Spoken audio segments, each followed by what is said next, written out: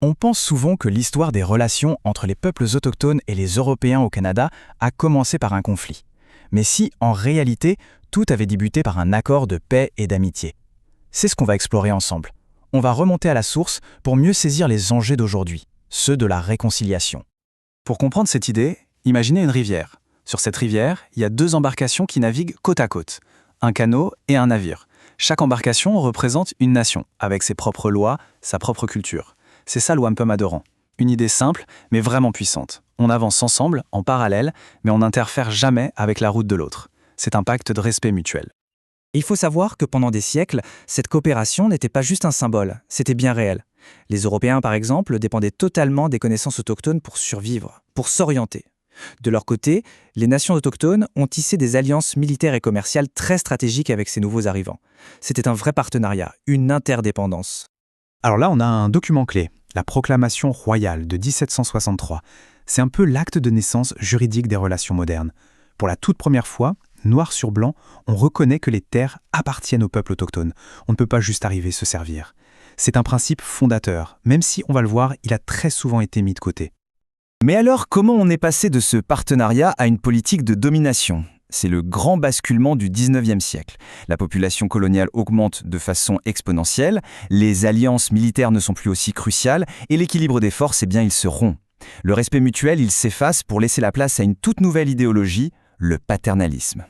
Regardez bien cette chronologie, c'est révélateur. En l'espace de quelques décennies à peine, une série de lois va complètement dynamiter la relation initiale. 1857, 1867 et le coup de grâce en 1876. Chaque date est une nouvelle brique dans le mur du contrôle, un contrôle qui va devenir de plus en plus total et qui va culminer avec la tristement célèbre loi sur les Indiens. Cette citation, elle fait froid dans le dos, parce qu'elle ne laisse aucune place à l'interprétation. L'assimilation, ce n'était pas un accident de parcours, un dommage collatéral. Non, c'était le but. La stratégie était limpide, les retirer de leur famille. C'est écrit noir sur blanc. C'était une politique délibérée de déracinement.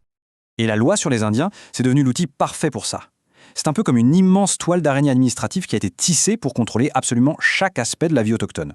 De la naissance à la mort, de la politique à la spiritualité, plus rien ne pouvait échapper à son emprise. Cette liste, elle parle d'elle-même. Le gouvernement décidait qui était indien, qui ne l'était pas. Il remplaçait les chefs traditionnels, il interdisait les cérémonies, il contrôlait les déplacements, l'accès à la justice et bien sûr, il a rendu les pensionnats obligatoires. C'est un système conçu pour briser les communautés et imposer un modèle unique. 1996. Juste ce chiffre. Ce n'est pas une date du 19e siècle. C'est hier, ou presque. C'est l'année de fermeture du dernier pensionnat autochtone géré par le fédéral.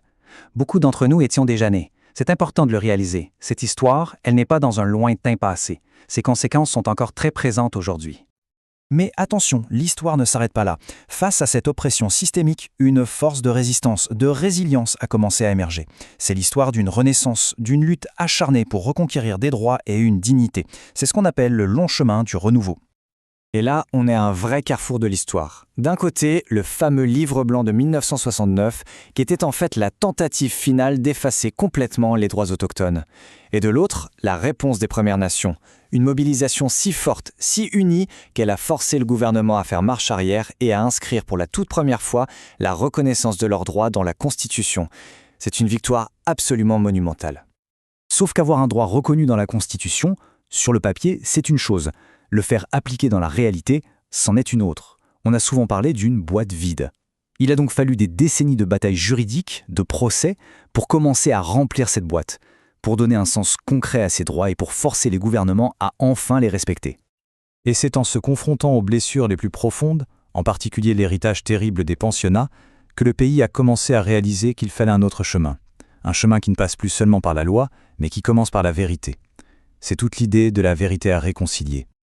La mission de la Commission de vérité et réconciliation était donc claire. On ne peut pas se réconcilier si on ne connaît pas la vérité. Il faut d'abord écouter les survivants, documenter cette histoire sombre et éduquer tout le monde. C'est la fondation. Sans cette vérité, aucune réconciliation n'est possible. Alors, où en est-on aujourd'hui ? La vérité a été entendue. Des excuses ont été présentées. Mais est-ce que ça suffit ?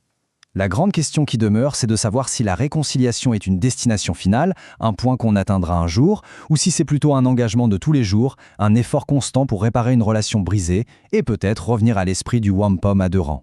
La question reste ouverte.